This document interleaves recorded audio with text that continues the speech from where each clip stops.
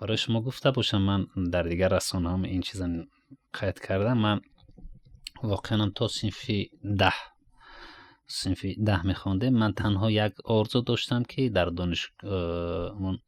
دانشکده تربیت جسمانی حجت میسپارم و همینطور همین ورزش گوشتنی که من همیشه دوستش می‌داشتم و تا به اون وقت زیاد در مسابقه شرکت می‌کردم، همین چیز ادامه کند و شاید من در سطح جمهوری و بین المللی سزاوارم شوم به مدال ها یا جایهای نمایان. ولی در تقریبا صنف 10 می‌خواندم، یک برادر داشتم که اونا ژورنالیست می‌خواندن. اونا یک باره فوتیدن. همین باعث آن شد که ما ننگ کردیم، گفتیم همین کسبی که ایشان دارن ما ادامه میدیم و این باعث آن گردید که به یک سمت رجوع کردیم که تماما برای ما بیگانه بود و صنف 10 و 11 همین 2 سال من تنها توجه کردم به همین کسب و بعدا داخل شدیم و خواندیم و تا به این حدی که با شما صحبت داره.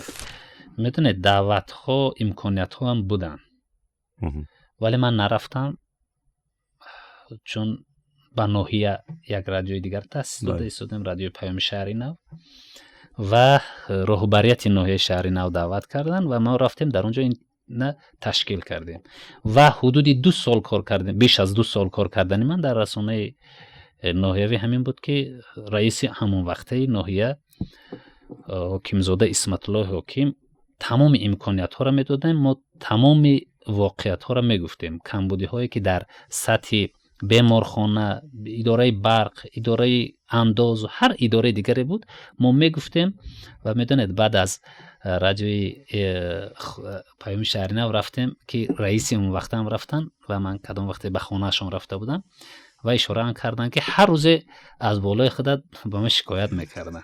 یا میبینی که از بیمارخانه می اومدن، از اداره برق، از اداره دیگر می اومدن شکایت میکردن ولی میگفتن که اونم من گفتم که گپ زند. فقط گوید ولی احتیاط هم کند، چون بعضن حالت ها با گفتن واقعیت ها خطر ایجاد می شود، اما طرز اون فاکتور را بگوید که همین خطر براش ایجاد نشد. من نمیدونم کدامش، من هم میگم که بوده در چه شکل بود. تحفه بود، ضیافت بود، هدیه بود، چی بود؟ خب میدونید تحفه ها به مثل کدام وقت یک مادر برای من یک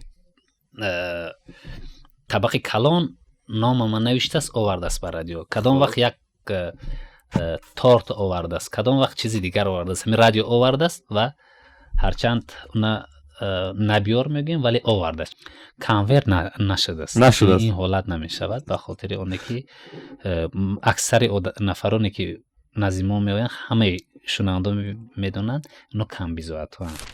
کنون حالا فضا تماما دیگر شده است. اگر اون تیم برگردن رادیو امروز میتواند که یک رادیو خیلی با نفوذ باشد و میدونید شرایطی خیلی خوبتر برای این ضرور است.